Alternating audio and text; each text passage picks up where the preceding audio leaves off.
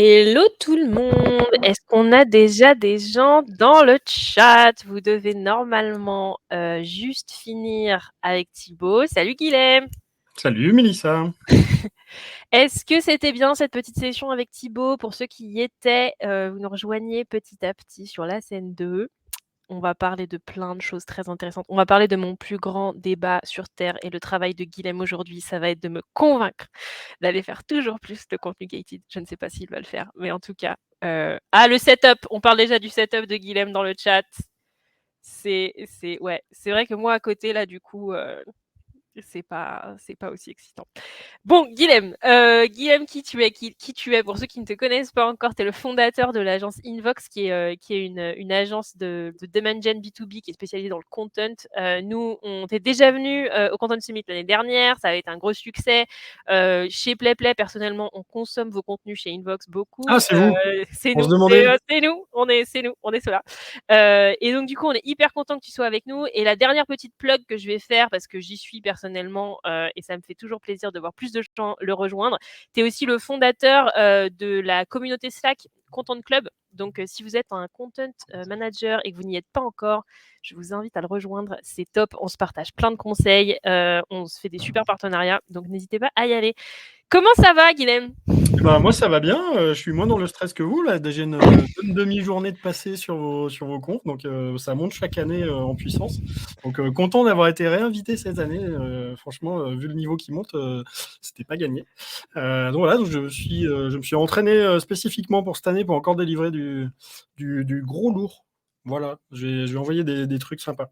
Trop bien, on a hyper hâte. Et du coup, aujourd'hui, on va se parler du sujet qui divise-t-il, on ne sait pas, mais du sujet dont parle beaucoup de content managers, c'est contenu premium, gated, payant, on peut lui donner tous les noms qu'on veut, ou alors contenu gratuit. Comment on choisit? Est-ce qu'il faut faire tout l'un ou tout l'autre? Je vais te laisser y répondre, je vais te laisser prendre la scène. Et pendant ce temps-là, si vous avez des questions, n'hésitez pas à les poser. Si vous avez envie d'envoyer du love dans le chat, faites-le, on n'attend que ça. Et Guilhem, c'est à toi. Eh ben, écoute, merci Mélissa. T'hésites pas à me couper parce que c'est Mélissa qui va gérer les questions-réponses. Donc, elle va regarder toutes les remarques que vous faites. Tout ce qui est gentil, elle me le remontera. Tout ce qui est question un peu poil à gratter aussi. Donc, n'hésitez pas tout au long de la présentation. J'essaierai d'avoir un de mes deux yeux sur le flux de questions aussi. Donc, voilà. Donc, ça va être assez sympa. Merci pour la présentation. Du coup, je vais pouvoir les plonger directement dans notre thématique du jour qui est gated ou pas gated. En gros, est-ce qu'il faut ou pas mettre des formulaires? Donc, je suis Guillaume, vous pouvez me retrouver sur LinkedIn si ma zapette veut bien marcher, ça y est. Donc, n'hésitez pas à me poser toutes vos questions aussi, faire la suite de la présentation. On a peu de temps ensemble, donc je vais aller vite à l'essentiel. Et effectivement, quand même, pour vous donner un peu le contexte, donc moi, j'ai monté une agence qui fait du contenu, mais aussi de la présence social media, du SEO et tout ce qui est mis en place, HubSpot notamment. On est une quarantaine sur Lyon. Et donc, dans ce cadre-là, le sujet de création de livres blancs à télécharger qui génère des leads, c'est un sujet qui nous anime quand même pas mal. Alors, avant que je rentre dans le débat, quand même, ça m'intéresse à chaud. On verra après si certains ont changé de bord au cours de la présentation. Est-ce que vous êtes plutôt team gated ou plutôt team pas gated, ou les deux, ou vous n'en savez rien, vous êtes là un peu par hasard, parce que gated, c'est encore un gros mot de jargon. On s'en fiche, mais allez, balancez un petit peu de l'emoji, du texte aussi, on sait encore lire. Donc, n'hésitez pas un peu à me dire que je prenne un peu le pouls de ce qui se passe.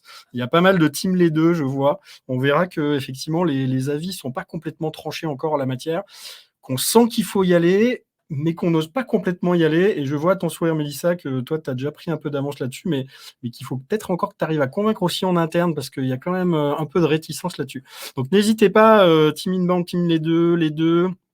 On voit du open, les deux, parce qu'il faut bien choper des leads. Effectivement, on va revenir sur ce sujet-là. Je l'ai déjà dit, posez vos questions tout au long de la présentation. Et donc, effectivement, une bonne partie de notre travail chez Invox consiste à créer ce genre de choses. Des e-books dans toutes les langues, sur tous les sujets, dans tous les formats italiques, italiens d'ailleurs, italiques non, italiens, verticaux, des gros, des petits. Et puis derrière, évidemment, à faire ce fameux truc qu'on a tous rempli, qu'on connaît tous, qui parfois, moi, ça me donne pas des cauchemars la nuit, mais des fois, on y pense quand même beaucoup sur comment comment est-ce qu'on va gater, comment est-ce qu'on va mettre des formulaires sur nos meilleurs contenus pour en gros récupérer ces fameux contacts qu'on veut mettre dans nos reporting, qu'on veut mettre dans nos séquences d'automatisation et qu'on veut derrière remonter gentiment aux commerciaux pour leur dire allez-y les gars, bossez, vous voulez plus faire de prospection, on s'en charge pour vous, voilà de la chair fraîche, allez taper dedans. C'est très raccourci comme idée. C'est tellement un sujet important chez nous qu'on s'est même fait un arbre décisionnel. On aurait pu le gater aussi celui-là. Les arbres décisionnels, ça marche toujours bien pour se dire dans quel cas est-ce qu'on peut faire un gating sur un contenu. Quand on regarde un petit peu la littérature qu'on a, le côté gated versus ungated, ça fait quelques années déjà que le débat commence à se mettre en place, notamment aux US, que ce soit dans les agences, dans les éditeurs de logiciels, évidemment HubSpot a un avis là-dessus. Donc voilà, on a pas mal d'approches qui disent est-ce qu'il faut en mettre tout, est-ce qu'il faut mettre une partie, quels sont les contenus qui sont éligibles, et on a des content matrix là-dessus. Et donc, il y a quand même un gros sujet de réflexion quand on est content manager ou quand on est une entreprise et qu'on investit pour créer du contenu, pour se dire, est-ce que ce contenu-là, je le donne ou est-ce que je le vends pas cher contre un peu de données. C'est tellement un sujet qu'il y a même des bouquins qui sont sortis, et parfois, notamment suite droite, assez épais, honnêtement, il faut se le fader. Fuck Content Marketing, si vous l'avez pas lu et que vous aimez bien le content marketing, allez lire, il y a plein de trucs vraiment sympas, vous pouvez le trouver en PDF, je pense, même gratuitement sur Internet, parce que Randy l'a ouvert, je crois, en téléchargement, donc ce sera pas du piratage. Mais ils sont partis du principe de dire ça suffit, on est en train de casser la machine là. Tout le monde fait ses contenus, les cache derrière des formulaires. La plupart du temps, on télécharge des trucs qui sont un peu dégueulasses, faut bien l'avouer. Donc ça va pas, on va tous se tirer une balle dans le pied. Donc essayons de faire un petit peu différemment et ils développent chacun d'une manière un petit peu différente une approche pour dire attention, ne cédons pas à la tentation de tout passer en formulaire ou en payant. Et puis il y a un petit côté schizophrène aussi. Nous, on s'était amusé à faire un sondage. On avait demandé, en tant que marketeur, est-ce que vous voulez utiliser du gated content? Évidemment, on était genre à 80% oui. Et puis à l'inverse, en tant que consommateur de contenu, est-ce que vous préférez avoir des contenus gratuits ou des contenus avec un formulaire de péage? Et évidemment, c'est l'inverse. Donc, on est dans une sorte de gros paradoxe où il y a un peu ces deux petites voix là, quand on est marketeur, qui disent vas-y, laisse ton e-book en accès libre, c'est plus propre, les gens vont voir ton contenu, ça va te faire du thought leadership, tu auras plus de visibilité, et en gros, personne aime les formulaires. Et puis quand même, le petit côté, quand même, un bon lead généré, un petit formulaire rempli, une bonne landing page, on sait faire, ça fonctionne. Et on se retrouve un peu dans ce paradoxe-là de dire data, gated content, qu'est-ce que je fais? Voilà. Et donc, c'est tout le cœur de ce qu'on va dire. Et effectivement, tu en parlais, Mélissa, dans le Content Club, on a la chance d'avoir quasiment 150 content managers maintenant. Content marketing manager, head of content, voilà, il y a plein de terminologies. Et donc, j'ai lancé un peu le débat et j'ai eu pas mal de réponses. Alors, j'en ai pris que 5 parce qu'il y en avait plus que ça. Il y a Valentine de Shindy qui nous dit si c'est de la qualité, vraiment, qu'on a quelque chose un vrai potentiel de contenu et qu'on le met libre, c'est positif par rapport à la marque. C'est sûr que c'est moins quantifiable, même si aujourd'hui, on arrive à traquer quand même la lecture de contenu non gated. C'est sûr que c'est moins privilégié, mais sur le long terme, ça sera plus efficace. Et Audrey de chez Penny Lane qui est convaincue aussi de ce côté bénéfique à long terme. Mais effectivement, un peu cette tension de sauter le pas quand finalement le KPI avec lequel on va être évalué, c'est ce côté alimentation en lead de l'équipe commerciale. Donc on sent bien qu'il y a ce paradoxe qui est en train de se nouer un peu sur ce côté à quel terme en fait je me projette et comment j'évalue la performance de ce que je fais. Et on est en train de se dire en fait j'ai une ligne éditoriale, j'ai des trucs super à raconter, et pour des raisons de tracking de la perf ou pour des raisons de finalement produire rapidement un effet visible, je vais parfois sans doute prendre des décisions qui ne sont pas forcément celles que j'aurais dû prendre si j'étais vraiment sur le côté, quelles infos j'ai envie de faire passer et comment j'ai envie d'être perçu par ma cible. Mode qui était chez Shopify, qui produit beaucoup de contenu et qui a plutôt une logique de pas gater. De pas gater beaucoup, où les deux peuvent cohabiter, donc il y a un peu cet équilibre à chercher, mais si on propose quelque chose derrière un formulaire, il faut vraiment faire en sorte que le niveau de qualité et l'expérience, c'est quelque chose qui va plus loin que le niveau de qualité du contenu lui-même, soit là et soit au rendez-vous. Donc ça c'est intéressant. Nathalie chez Coding Game met le doigt sur un truc qui est aussi intéressant. qui est: est-ce que nous, en tant que producteurs de contenu, finalement, on a assez confiance dans ce qu'on va faire pour assumer le fait de dire: «Bah, je débranche les formulaires, j'enlève des formulaires», de peut-être le tester aussi sur des vieilles ressources qui sont peut-être plus, complètement utilisées, de se dire: «Bah, j'enlève les formulaires sur ces ressources-là», peut-être au bout de 6 mois quand j'ai déjà, un peu tiré, ce que je pouvais en termes de génération de leads, mais de se dire: «Il faut faire confiance», parce que, souvent on va se rassurer ou rassurer les autres, en voulant, mettre, le format un petit peu classique. Et puis alors quelqu'un, qui a un avis, toujours très tranché, qui est arrivé un peu en sniper pour siffler un peu la fin de la récré sur les débats un peu théoriques, avec du chiffre, hein, fact-checking. Je te laisserai donner C'est méta, c'est les hyper méta. sources. C'est méta. 67% des utilisateurs abandonnent un formulaire après l'avoir commencé, donc l'abandon de formulaire. Et 60% des utilisateurs fournissent de fausses informations dans les formulaires. Donc pour les 30% qui vont au bout, en plus on récupère 2 tiers de trucs à la poubelle. Donc ceux qui ont fait un peu de qualif dans les CRM, vous voyez très bien de quoi on parle sur ce truc-là. Donc voilà, donc de toute façon, il y a une question de dire: est-ce que je maximise mon résultat finalement en obtenant quelques leads à la fin, mais en perdant beaucoup dans le trajet.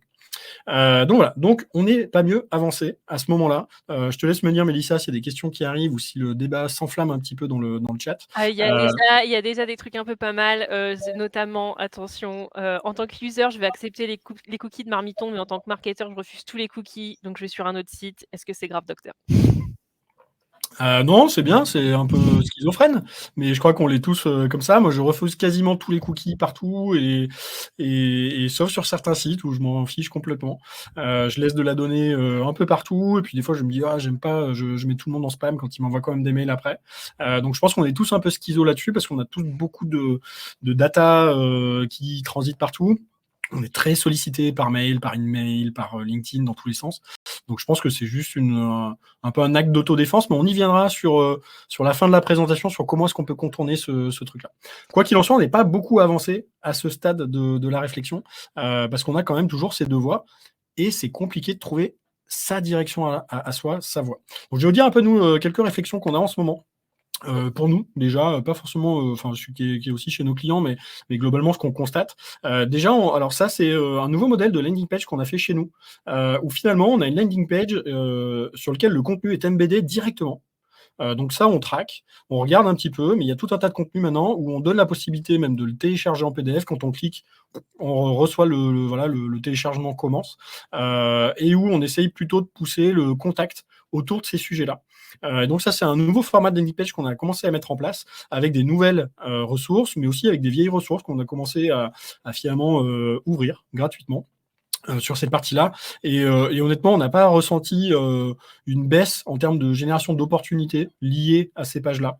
On a plutôt les mêmes opportunités in fine, par rapport à tout la trajectoire un peu du pipe. Par rapport à avant, on avait beaucoup de téléchargements, pas mal de qualifs à faire dessus, on y passait du temps et finalement des opportunités commerciales qui découlaient de ça qui étaient pas forcément beaucoup plus nombreuses que ça. La réflexion, en fait, si on veut poser un petit peu de qu'est-ce que je dois faire et qu'est-ce que je vais gagner dans chacun des cas, on peut faire une liste un peu de pros and cons sur les deux. Le gated, l'avantage, c'est qu'on sait faire et depuis longtemps. C'est déjà important en soi, parce que c'est voilà, dans le flux quotidien, on a beaucoup de contenu à faire, beaucoup de contenu à réutiliser, beaucoup de contenu à décliner. Quand on sait faire quelque chose, qu'on a des process en place, qu'on a des templates qui sont faits, bah, c'est un petit peu dommage de pas capitaliser dessus parce qu'il y a des raisons de budget derrière et donc on sait faire. Globalement, si on a le débat aujourd'hui, c'est qu'on se dit que quelque chose est en train de se casser, mais ça marche quand même encore pas mal. Si on pose la question au content marketeur de la place, ça fonctionne, ça génère des leads.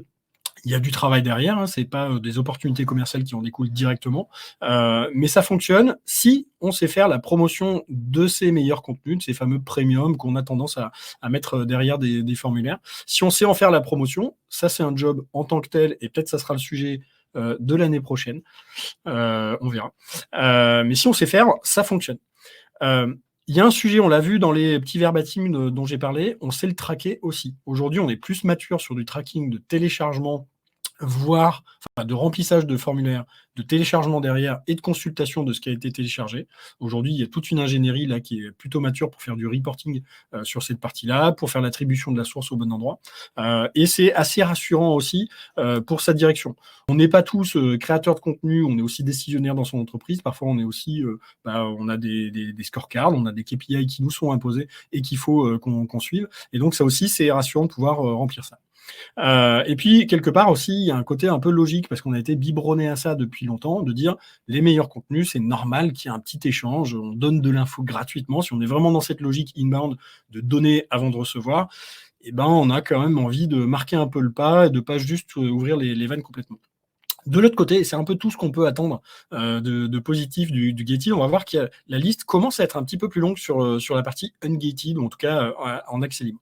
La première chose, c'est que plus de monde voit le contenu. Si vous regardez n'importe quelle landing page de téléchargement de contenu, on a un taux de déperdition. En gros, on va être entre 30 et 50% de conversion sur un contenu, un petit peu plus si vraiment on a bien alléché le chaland. Mais ça veut juste dire qu'il y a quand même plus de la moitié des gens qui ne verront pas in fine le contenu. On a aussi une meilleure viralité. Nous, on s'est rendu compte que les pages où on pouvait accéder au contenu vraiment quali étaient beaucoup plus partagées. Moi, je ne vais pas souvent faire la promo d'une landing page. Je vais dire, tiens, il y a un bon contenu qui est directement accessible, une vidéo, ce genre de choses, mais mon réflexe, c'est pas de partager un truc. Et même en interne, en veille interne, on va jamais envoyer un lien d'une LP, on va toujours envoyer le contenu en lui-même si on veut le partager. Donc, il y a une meilleure viralité qui, à son tour, va faire en sorte qu'on va toucher plus de monde. C'est beaucoup dans l'air du temps des créateurs de contenu. Ça aussi, c'est intéressant de regarder que finalement, comme il y a de plus en plus de contenus qui sont accessibles directement, si on ne suit pas le mouvement, à un moment, il y a un côté un peu vieux de la vieille qui n'a pas envie d'ouvrir son contenu, donc ça respire pas, on n'a pas forcément envie d'y aller. Il y a un autre sujet aussi qui est arrivé, c'est avant, c'était compliqué d'aller récupérer des emails ou de récupérer des façons d'entrer, de mettre le pied dans la porte. Aujourd'hui, quand même, on peut scraper à peu près tout et n'importe quoi. Il y a des bases qu'on peut louer, des bases qu'on peut constituer, on peut passer par les réseaux sociaux. Donc, il y a un enjeu qui est un petit peu moins fort à accumuler juste une grosse base de données avec des emails, parce que de toute façon, les gens derrière vont pas forcément ouvrir les emails. Il y a un peu ce côté, ce qu'on appelle le low attention deficit, le attention deficit qui est assez important, de dire même si je reçois des mails, je les ouvre pas de toute façon. Et donc, si on veut trouver des contacts, on peut les trouver par ailleurs, donc on n'a plus forcément tellement besoin de ça.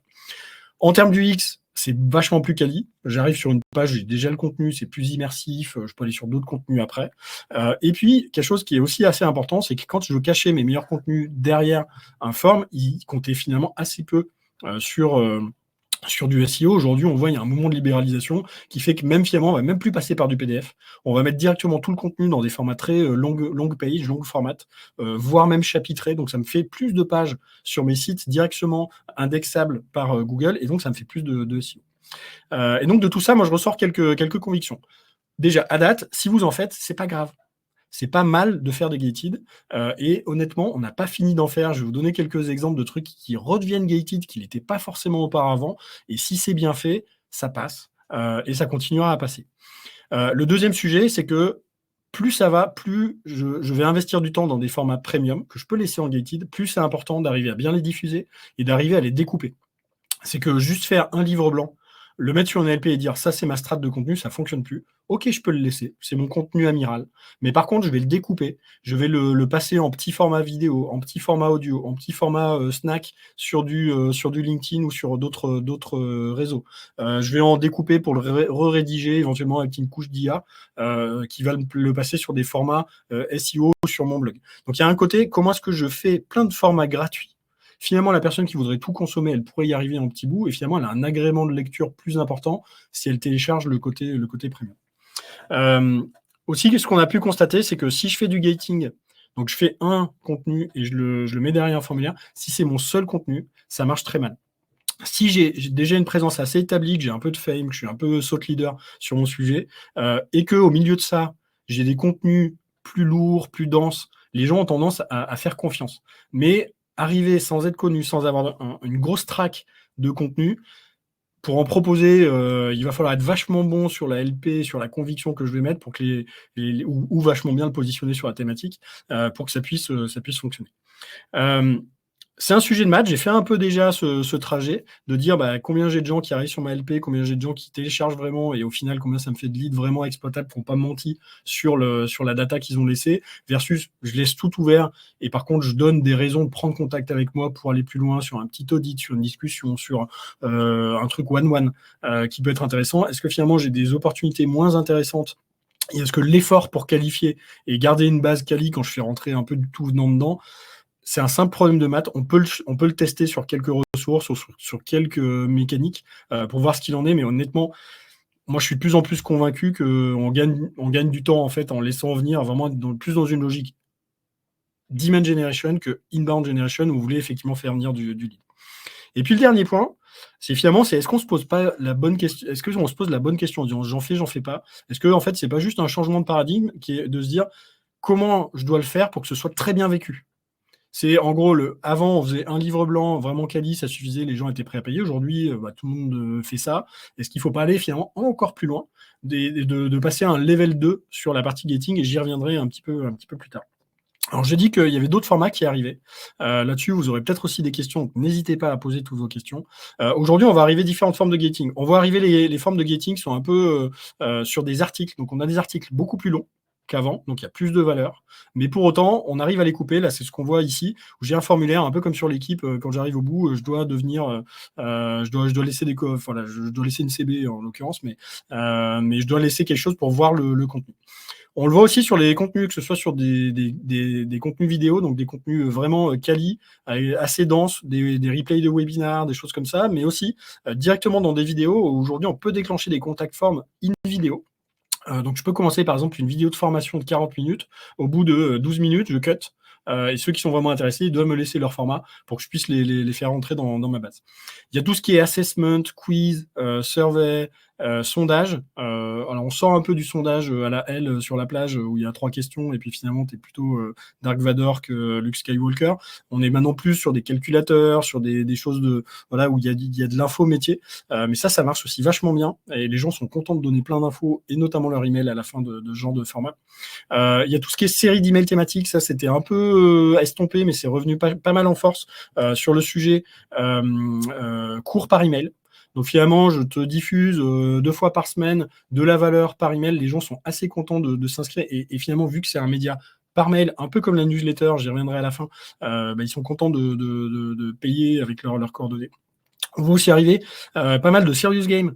C'est encore assez léger dans le nombre qu'on envoie parce que c'est des formats qui coûtent cher, mais de se dire en fait je vais te mettre à disposition sur ma thématique quelque chose qui va te faire apprendre des choses, où tu vas pouvoir jouer éventuellement avec tes équipes, donc vraiment dans ce côté un peu immersif de jeu sur une thématique qui est assez intéressant. Et donc là pour entrer il faut se créer un compte. On a des mini-sites qui sont créés aussi, donc là c'est des trucs plutôt bien infographiés, puis à un moment, pareil, si je veux aller plus loin, j'ai vu mes 2-3 premières pages du magazine, si je veux aller plus loin, il faut que je laisse mes coordonnées ou que je m'abonne, une sorte d'abonnement gratuit virtuel à ça. On suit de près aussi tout ce qui est podcast. Les formats de podcast entreprise se cherchent encore un petit peu, ça reste quand même plutôt grand public aujourd'hui, pas trop encore sur des business, mais on voit arriver de plus en plus de podcasts fermés. C'est-à-dire que j'ai quelques morceaux qui sont en écoute, mais j'ai un peu un côté communautaire et finalement je rentre dans le groupe pour écouter la suite des podcasts. Donc il y a un côté un peu sign up pour s'inscrire et recevoir les podcasts. Et puis évidemment la newsletter qui se réinvente, qui revient un peu avec des trucs beaucoup plus incarnés qu'avant aussi, des formats beaucoup plus longs, un peu c'est Substack qui a vraiment tiré tout ce truc-là derrière, même voir des subscriptions payantes. Maintenant ça redevient une habitude. Donc ça aussi ça peut être des façons de donner beaucoup plus de valeur dans le contenu, mais en gardant ce côté gated. Et puis la dernière chose que je voulais un petit peu aborder avec vous, et puis après je suis sûr qu'il y aura plein de petites questions qu'on va pouvoir tacler pour s'en parler, c'est toute la partie membership. Moi c'est probablement dans toute cette réflexion ce à quoi je crois le plus sur l'approche, comment finalement je mets un formulaire, mais je le mets tellement bien que limite les gens vont se battre pour rentrer dans le truc. Et c'est ce que moi je mets derrière ce côté membership, c'est ce qu'on voit arriver un peu sur des médias très qualitatifs. Donc là c'est HBR, Harvard Business Review, où si je veux lire certains articles, en fait je peux en lire. Je peux en lire genre 2 ou 3 par mois. Et puis le truc track ma consommation. Et puis à un moment, ça me dit, OK, tu as quand même bien aimé notre contenu, tu as vu plusieurs contenus. Donc maintenant, sign up. C'est pas forcément payant. Mais par contre, ça veut dire il faut que tu fasses partie un peu d'un groupe, de membership de cette partie-là. Et ça, on le retrouve de plus en plus, évidemment, avec du payant, mais pas forcément. Et je trouve ça super intéressant, notamment là, j'ai pris l'exemple en France qui est assez emblématique, moi je trouve, chez iAdvise, qui a lancé un média qui s'appelle Conversation, qui est aussi un événement. Donc c'est un événement qui était physique, qui est passé en ligne, qui est découpé maintenant tout au long de l'année avec des formats podcast, des formats interview vidéo, il y a du contenu. Et donc là, on est un peu sur rejoindre la communauté. Il y a une phrase en anglais que moi j'aime beaucoup, c'est They came for the content, they stay for the community. Ils sont venus pour le contenu, donc c'est un peu ce qui les a fait venir, tiens, il y a l'air d'y avoir des infos intéressantes. Et puis derrière, en fait, il y a des gens qui rebondissent sur les contenus ou qui contribuent au contenu, un peu le côté user-generated content. Ben là, on peut le faire. Là, c'est ce qu'on voit sur la droite de l'écran. On voit qu'il y a plein de têtes qui ont été interviewées, qui vont partager de l'information intéressante. Et ça, je trouve vachement intéressant. Et nous, c'est un peu ce sur quoi on essaie de travailler chez Invox. Et petit spoiler, c'est sans doute quelque chose qu'on aura. On est en train de faire notre refonte de site. Moi, c'est un truc que voilà, notre resource center, ça fait un moment que j'ai envie un peu de l'exploser. On va avoir comme ça tout un tas de contenus gratuits, open. Voilà, servez-vous, consommez ce que vous voulez. Et puis, par contre, on va monter un peu le niveau de jeu et on va faire des contenus qui, eux, seront spécifiques pour la communauté. Et si je veux rentrer dans la communauté, bah là, il faut que je montre un peu patte blanche, que je demande à rentrer dans la communauté, un peu un esprit club, qui éventuellement, demain, peut-être sera même payant, parce qu'il y aura tellement de valeur qui sera donnée avec des événements en ligne, des événements dédiés à la communauté en real life, c'est-à-dire on pourra faire des petits déj, on pourra faire des belles conférences, on pourra avoir un flagship une fois par an, comme ce que fait PlayPlay sur le Content Summit, et sans doute il y a des réflexions sur la communauté Content Summit tout au long de l'année. Je pense qu'il y a un vrai truc là-dedans qui est super intéressant à pouvoir travailler. Donc voilà, pour dire que c'est un process ongoing, j'ai pas toutes les réponses, heureusement, que certains matins je me lève et je vois certains trucs sur lesquels on travaille, je dis no way, on met un bon gros formulaire et c'est pas grave, on va faire un peu du sale, mais on va quand même garder ces leads-là. Et puis 2 jours, je me dis, allez, on s'en fiche. Malhome chez nous qui qualifie tous les leads entrants, c'est pas une vie non plus de faire ça. Si, Malhome, c'est un peu ta vie, mais c'est pas grave. Mais voilà, c'est normal d'être un peu les fesses entre deux chaises là-dessus, et c'est tous ensemble qu'on va sans doute trouver des réponses. Mélissa, je te laisse quelques secondes, et puis à vous tous aussi pour poser des questions comme ça, le temps que tu prépares ton lancement. J'ai 2-3 petites choses à vous dire. Passez-moi un petit message pour rejoindre le Content Club. C'est pour les content managers pro, voilà, qui font vraiment du contenu, leur vie pro à 100%. Vous avez plein de ressources à trouver gratos sur notre site Invox, quelques-unes en Gated quand même. Et puis faites-moi coucou sur LinkedIn, c'est la meilleure façon de rester en contact. Et peut-être que parmi vous, certains cherchent un job, donc allez voir, on recrute aussi pas mal. Voilà. Super, merci Guilhem.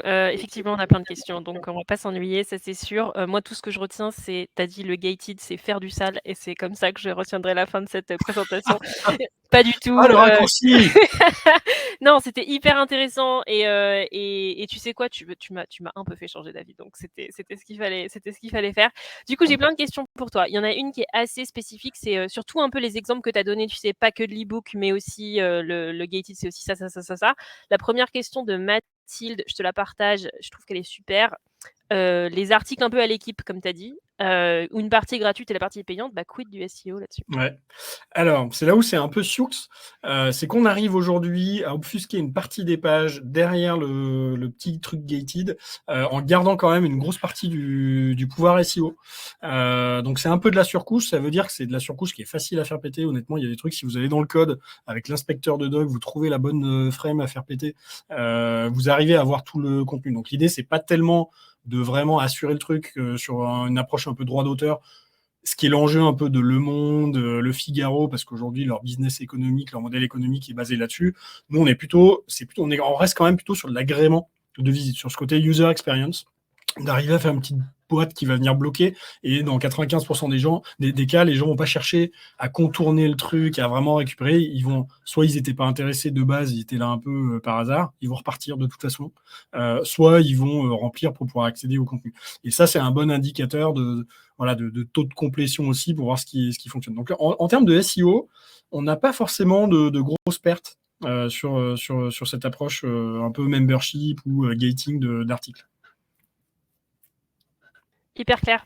J'ai une autre question de Camille qui nous dit: «Une fois les coordonnées récupérées via un contenu gated, comment s'assurer que le contenu du nurturing soit un peu plus exclusif?» En gros, se dire: «Bah, je t'ai donné mes infos, comment est-ce que» et peut-être que ça revient un peu sur le Mmh. membership que tu mentionnais avant. Comment je m'assure que ce contenu qui vient après, je t'ai donné mon info quand même, maintenant, je veux du Il y a contenu de un quoi peu faire. quali, quoi. Ouais. Ouais. Alors, ce qui est sûr, en fait, il y a 2 ques pour moi, il y a 2 questions en une.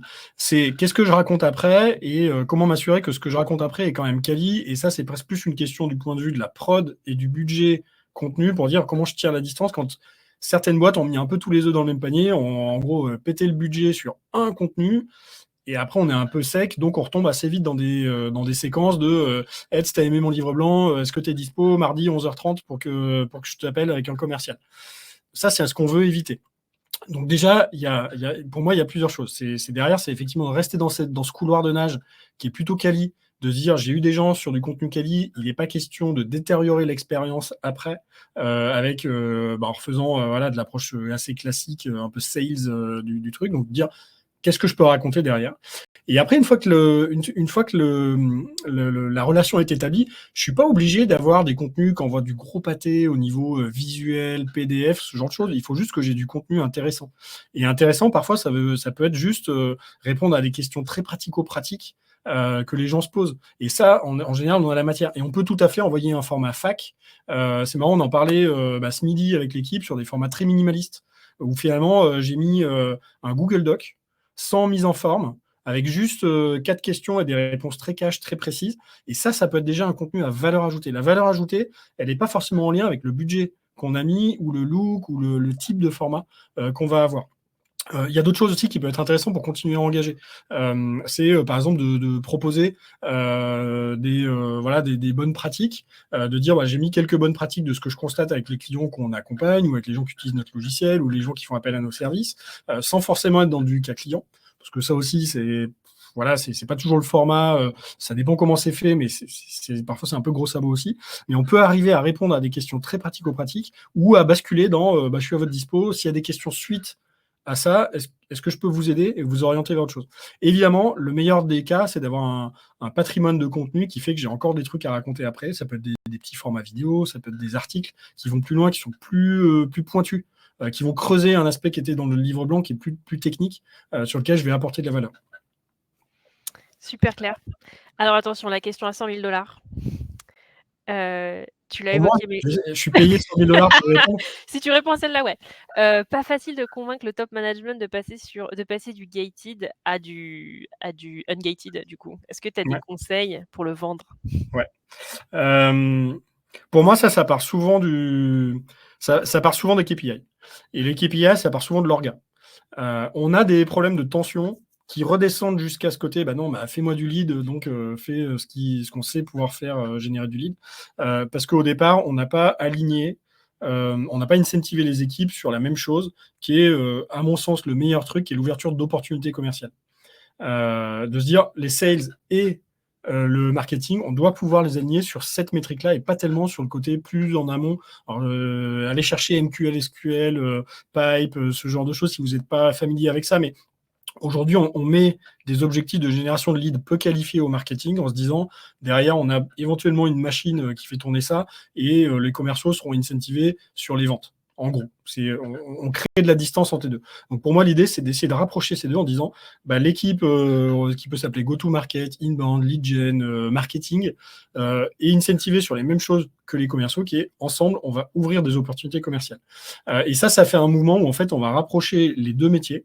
On voit beaucoup dans les équipes marketing des profils plutôt junior sales qui vont aider à la qualif, qui vont ouvrir des discussions, qui vont faire un petit peu de séquences un peu typées outbound sur base des leads qu'on a générés en marketing. On va avoir beaucoup de travail marketing côté sales pour apporter des contenus et faire connaître les contenus aux commerciaux pour qu'ils puissent s'appuyer sur le patrimoine de contenu. Il y a un vrai gros enjeu sur comment les commerciaux connaissent et lisent les contenus pour pouvoir les utiliser à bon escient. Donc, il y a un peu de coaching là-dessus. Et en fait, on voit que tout ça est un peu en train de se mélanger. Et dès lors qu'en fait, on a changé la métrique avec laquelle on travaille, Ça ne veut pas dire qu'il faut enlever la perf de conversion, ça c'est des choses qu'on va regarder, mais pour moi c'est pas des KPI, c'est pas des indicateurs clés, c'est des indicateurs un peu subalternes qui vont montrer si sur telle mécanique je perf ou pas, et si je peux améliorer les choses pour avoir une meilleure perf demain sur la même page par exemple.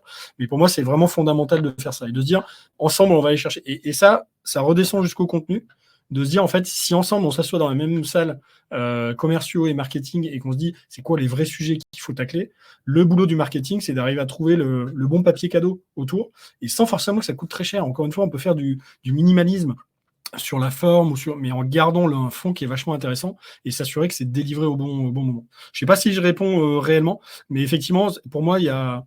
Voilà, et puis montrer ce genre de discussion à vos boss pour dire on est en train de louper un truc, allons-y, remettons de l'événementiel, remettons des choses pour faire vivre notre communauté. Ils vont participer à la création de contenu, et finalement, c'est pas parce qu'on a plus de téléchargements qu'on va avoir plus de business. C'est honnêtement, faire du download, c'est facile, il suffit de mentir. Il suffit de dire mon truc il est génial, je fais juste une bonne surcouche, je fais un contenu un peu pourri derrière, mais en fait j'aurais pas de conversion en business derrière, je casse un peu la légitimité, le trust que je peux avoir avec les personnes. Désolé, je mets beaucoup d'anglais aujourd'hui, je sais pas pourquoi. Non, c'est top. Et Oli avait posé une question du coup à la suite de ça, mais tu réponds, tu as déjà un petit peu répondu pendant ta session, mais c'était du coup, je pense qu'il a vraiment envie de convaincre ses boss. Mais du coup, il disait, est-ce que tu as des exemples d'entreprises qui dosent bien leur contenu gated et ungated? Tu as mentionné iAdvice tout à l'heure, il y en a, c'est sûr qu'il y en a plein, mais si jamais tu en as une ou deux qui te sortent en tête. Ouais, il y a Atlassian, Ouais, que j'adore. Franchement, ils font du contenu de ils ma sont boule. forts. Et finalement, ils ont très très peu de gated, mais les gated, ils sont assez fous. Il y a pas mal la logique événementielle quand même, qu'on voit maintenant avec de plus en plus de contenus qui sont là pour, en gros, faire de l'attention, quoi. Et par contre, on va créer des choses assez spécifiques, des moments. Donc ça, je trouve que tous ceux qui sont mis dans ce côté-là, ça fonctionne bien. Mais je vous ferai peut-être en follow-up, je vous ferai peut-être une petite liste de mon top 10 de contenu où je trouve que l'équilibre est plutôt bon sur ça. Top. Alors, on a une question de Marjorie qui a été likée 8 fois, donc celle-là, il faut qu'on la pose. Après, gated ou pas gated, est-ce que ça dépend pas un peu aussi du style de contenu? Ouais, alors il y a pas mal de littérature là-dessus qui dit que en gros, awareness c'est pas gated, considération c'est gated, conversion c'est plus gated. Il y a un peu ce côté gaussienne. Je suis au milieu, je gate à mort parce que c'est là où il y a du début. Ouais, pour moi, le style de contenu, c'est pas tellement le côté place dans le funnel de prise de décision, de ce côté maturité. Pour moi, c'est vraiment une question de format. On peut faire un truc très awareness où les gens seront vraiment contents de laisser leurs coordonnées parce que ça fait sens, parce qu'il y a du vrai, du vrai contenu derrière. Et parfois, il faut être un petit peu malin. Et honnêtement, moi, plus ça passe, plus je me rends compte que l'énergie ou le budget, c'est la même chose en fait. L'énergie ou les ressources que je vais mobiliser sur un contenu est pas forcément en lien avec l'efficacité du contenu derrière. C'est que parfois il y a des trucs très malins à faire qui prennent pas beaucoup de temps et les gens sont super contents parce que voilà, on est en plein dans le truc, donc il faut vraiment être assez en prise avec le marché pour voir quelles sont les bonnes idées pour les transposer chez soi, pas copier mais transposer des trucs que j'ai vu marcher ailleurs pour dire tiens cette approche pourrait marcher, et être vachement en prise avec ses clients, ses prospects pour dire c'est quoi vraiment les pain points qu'ils ont. Et on revient vraiment à l'essence du content, pour moi, qui est ce croisement entre mon expertise et les pain points, et après la forme, comment est-ce que je la travaille. Hyper clair. Alors, la prochaine, elle me fait bien rigoler, donc c'est pour ça que je te la partage. Ah, vas-y. Du coup, est-ce que ces slides seront gatés ou pas? On les veut. Alors, la plupart en général, mes slides sont jamais gated. Je les embed en général, on fait un petit article. C'est une bonne pratique. D'ailleurs, on écrit l'article avant parce qu'on sait de quoi on va parler puisque c'est moi qui parle. Donc, l'article est écrit, petit embed dedans. On attend tranquillement que le replay soit en ligne pour mettre aussi le replay. Donc, la plupart du temps, mes slides sont pas gatés. Et c'est d'ailleurs un super type de contenu. Je sors un peu du sujet. Quand vous faites des prêts en interne, nous, on a beaucoup de moments de partage d'infos. On essaie toujours de se dire comment est-ce que je peux réutiliser ces slides-là, parce que slide plus petit article, c'est un super combo pour montrer ce qu'on sait faire. C'est une sorte de webinar sans devoir se taper le webinar. Donc voilà, moi, c'est un format que j'aime beaucoup.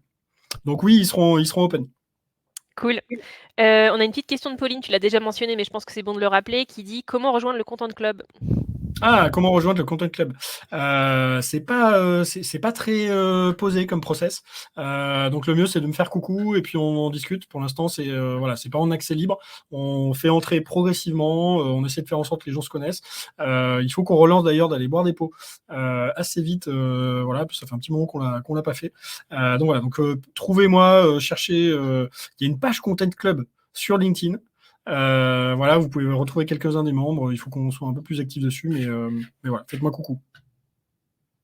Top. Et alors la dernière que je vais faire, hyper rapidement, mais parce qu'il va falloir qu'on se dise au revoir bientôt, c'est Ah oui, terrible. la suivi. Mais ouais, c'est une question qui dit: «J'adore le concept du membership». Du coup, on parlait du content club, ça tombe bien. Mais par contre, faut être hyper costaud sur le contenu pour que les gens aient envie de s'inscrire et de venir te rejoindre sur le content club. Et donc du coup, comment est-ce que tu délivres en Ouais, fait cette value sans que les gens, ne fassent, nécessairement partie ouais. du membership en fait? Alors, euh, être costaud, ça peut être deux choses. Je fais du contenu vraiment de qualité et qui parle bien à la cible, et je fais beaucoup de contenu. Pour mettre du membership en place, il n'y a pas forcément besoin d'avoir beaucoup de contenu. Si on s'appuie un peu sur la communauté, si on tape sur les bons sujets, honnêtement, une newsletter par mois sur un sujet que j'ai un peu creusé, ça peut délivrer déjà suffisamment de valeur et laisser de la place pour que les lecteurs réagissent aussi et soumettent des infos. Et honnêtement, ça peut déjà vachement suffire. Un petit live de temps en temps pour cimenter le truc, faire un truc question-réponse en live. Honnêtement, ça peut suffire. Et après, vous mettez en valeur les gens qui sont dans votre communauté sur un sujet. S'ils ont un truc à dire, vous le faites. Voilà, c'est un peu ce que PlayPlay fait aussi sur le Content Summit, de demander à la communauté de prendre la parole. Ça fonctionne. Pas besoin de faire beaucoup de contenu. Par contre, effectivement, faut avoir une petite patte sympa. Sinon ça marche pas. Hein. Si on se fait chier en lisant, ça fonctionnera pas. Cool. Et ben, merci d'avoir pris autant de temps. On a eu plein de gens contents dans le chat. Il y a une grosse vanne. Merci Guilhem, tu nous auras encore bien gâtés. Là, je suis au bout de ma vie avec cette vanne.